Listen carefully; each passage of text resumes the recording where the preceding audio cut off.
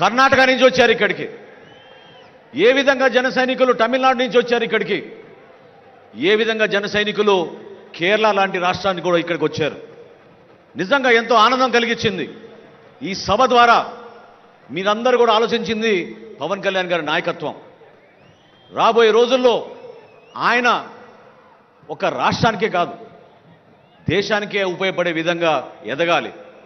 దానికోసం మీ సహాయం, మీ సహకారం ఎంతో అవసరం. నిలబడదాం ఈ ప్రయాణంలో.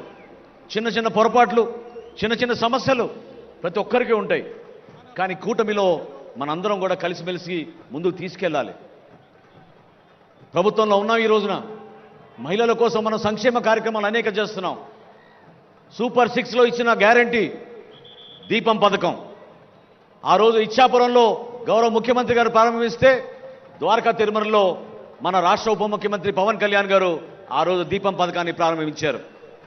గర్వంగా చెప్తున్నాను నేను, ఈరోజు 1 కోటి మందికి మనం ఉచితంగా గ్యాస్ కనెక్షన్ల ద్వారా దీపం పథకం ద్వారా మన గ్యాస్ సిలిండర్లు ఇచ్చాం. 800 కోట్ల రూపాయలు వెచ్చించాం. రాబోయే సంవత్సరంలో సంవత్సరానికి 3 గ్యాస్ సిలిండర్లు కూడా అందించబోతున్నాం. నిలబడాల్సిన అవసరం ఉంది. త్యాగాలు చేశాం, కష్టపడ్డాం. కానీ మీలో మాత్రం ఎక్కడ కూడా ఆ ధైర్యం కోల్పోబాకండి.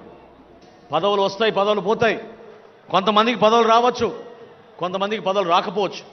కానీ మీరు నిలబడింది పవన్ కళ్యాణ్ గారికి ఈ కష్టమైన ప్రస్థానంలో ఎప్పుడు ఎక్కడ ఏ సందర్భంలో సరే మేమున్నాం అన్నా మీతోటని నిలబడింది మన జన సైనికులు. వాళ్ళ గురించే మనం చేసుకునే ఈ సభ. ఆలోచిద్దాం. రాబోయే రోజుల్లో ఒక చక్కటి ప్రణాళిక, పార్టీ నిర్మాణం చేసుకుందాం.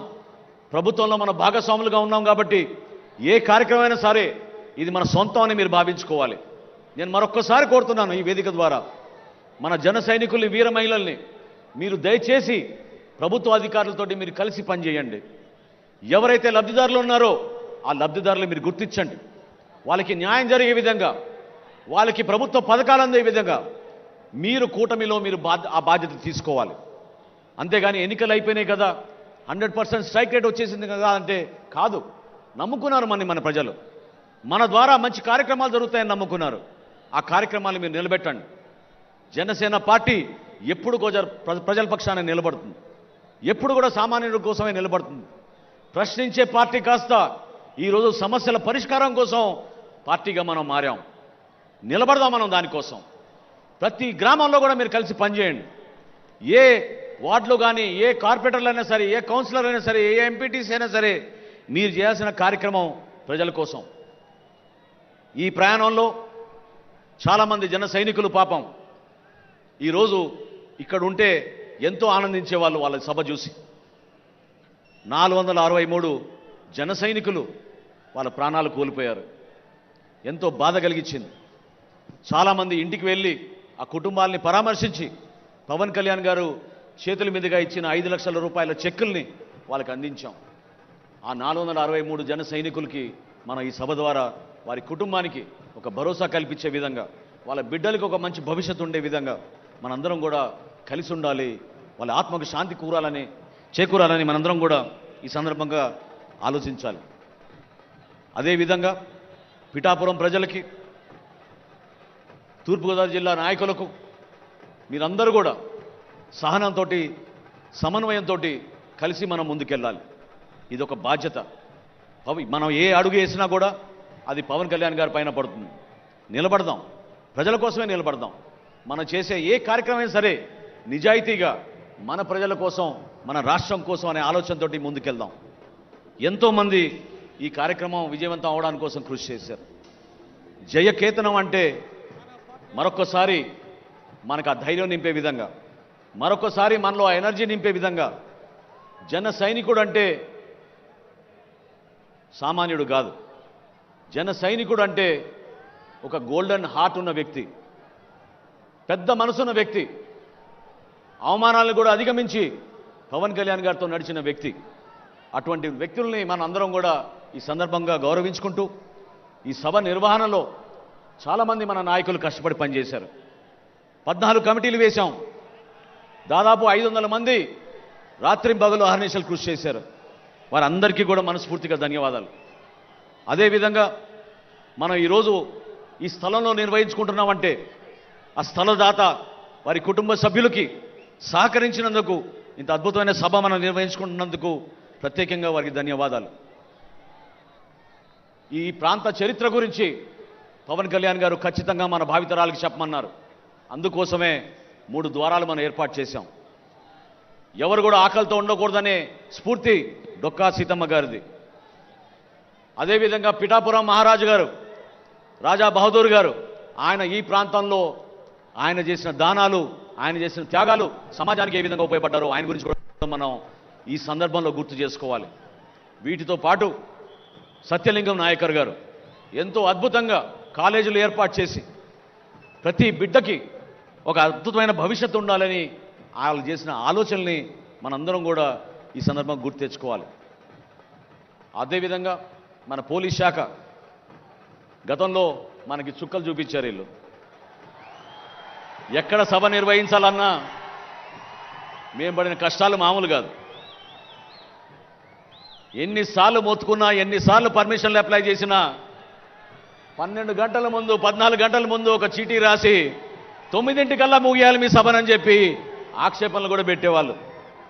కానీ ఈ సందర్భంలో జిల్లా ఎస్పీ గారికి, ఐజీ గారికి, డీజీపీ గారికి, ఇక్కడ పనిచేసిన ప్రతి ఒక్క కానిస్టేబుల్కి, సర్కిల్ ఇన్స్పెక్టర్లకి, ఎస్ఐలకి జనసేన పార్టీ తరఫున, మా పార్టీ అధ్యక్షులు పవన్ కళ్యాణ్ గారి తరఫున మనస్ఫూర్తిగా సహకరించినందుకు మీ అందరికీ కూడా ధన్యవాదాలు.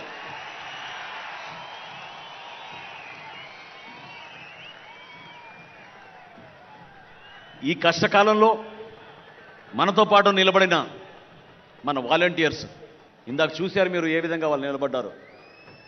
జనసేన పార్టీ ఈరోజు మీటింగ్లు జరుపుకుంటున్నామంటే, ఒక డిసిప్లిన్ విధానంలో జరుపుకుంటున్నామంటే, పాపం వాళ్ళకి గాయాలైనా కూడా, కాళ్ళు బెనికినా కూడా, చేతికి ఫ్రాక్చర్లు అయినా కూడా వాళ్ళు నిలబడి మీకు సేవ చేయాలనే ఆలోచనతోటి మన వాలంటీర్స్ నిలబడ్డారు. మనస్ఫూర్తిగా వాళ్ళు కూడా ఈ సందర్భంగా పార్టీ అధ్యక్షులు పవన్ కళ్యాణ్ గారి తరఫున, మనందరి తరఫున వారికి ధన్యవాదాలు. ఒక్కసారి చివరిలో మీరందరూ కూడా గుర్తుపెట్టుకోవాల్సింది, స్ఫూర్తి నింపే కొన్ని సంఘటనలు ఉన్నాయి. అమరావతి రైతుల విషయంలో కానివ్వండి, జనవాణి కార్యక్రమం మన విశాఖపట్నంలో జరుపుకున్నప్పుడు ఏ విధంగా పవన్ కళ్యాణ్ గారిని 3 రోజులు నిర్బంధించారో నోవోటెల్ హోటల్లో ఆ రోజు మీకు గుర్తుంది.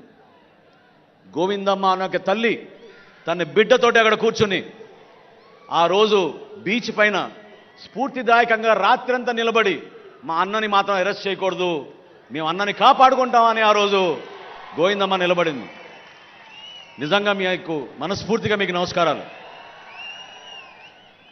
పార్టీని తన బిడ్డతో పోల్చిన ఒక తాపీ మేస్త్రి ఈశ్వర్ గారు 50,000 రూపాయలు ఇచ్చారు ఆ రోజు ఇప్పటం సభకి. ఆయన ఒక దాతగా, ఒక స్ఫూర్తిదాయకమైన దాతగా నిలబడ్డాడు. ఈశ్వర్ గారిని మనం ఎప్పుడూ మర్చిపోలేం. ఎందుకంటే పార్టీ ఇంత దూర ప్రయాణం చేయగలిగామంటే, నేను పవన్ కళ్యాణ్ గారితో పాటు ప్రతిరోజు నేను దాదాపు నడిచాను కాబట్టి నాకు తెలుసు. ప్రతిసారి సొంత డబ్బులు ఆయన ఇచ్చారు. పార్టీ కార్యక్రమం ఏదన్నా కూడా మన జన సైనికుల కోసం, చివరికి సభ్యత్వం విషయంలో కూడా పవన్ కళ్యాణ్ గారు నిధులు ఇచ్చేవాళ్ళు. కౌలు రైతులు ఆత్మహత్య చేసుకుంటే వాళ్ళ కుటుంబాలని ఆదుకోవడానికి 5 కోట్ల రూపాయలు విరాళం ఇచ్చిన ఏకైక నాయకుడు భారతదేశంలో పవన్ కళ్యాణ్ గారు. ఈ కార్యక్రమాలు మనం గుర్తుపెట్టుకోవాలి. అవే మనకి స్ఫూర్తినిచ్చినాయి. ఈ కార్యక్రమాల ద్వారానే మన పార్టీని మనం ముందుకు తీసుకెళ్దాం. 100% స్ట్రైక్ రేట్ అయిపోలేదు. 100% స్ట్రైక్ రేట్ రాబోయే స్థానిక సంస్థల ఎన్నికల్లో కూడా మనం అది తీసుకురావాలి. ప్రతి ఎంపీటీసీ గెలవాలి, ప్రతి జెడ్పీటీసీ గెలవాలి, ప్రతి కౌన్సిలర్ గెలవాలి. కూటమి విజయం సాధించే విధంగా మన అందరం కూడా మనస్ఫూర్తిగా చేయాలి.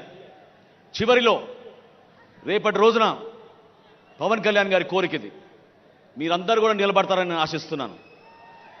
రేపటి రోజున సభ ముగిసిన తర్వాత ఈ ప్రాంతం మొత్తం స్వచ్ఛ ఆంధ్రప్రదేశ్గా మనందరం కలిసికట్టుగా ఏ రాజకీయ పార్టీ చేయని విధంగా మనం కార్యక్రమాల్లో పాల్గొని కేవలం చెత్తనే కాదు, ఫ్లెక్సీలు, జెండాలు, ఇతర పార్టీల జెండాలు కూడా గౌరవంగా తీయాలని పవన్ కళ్యాణ్ గారు చెప్పడం జరిగింది.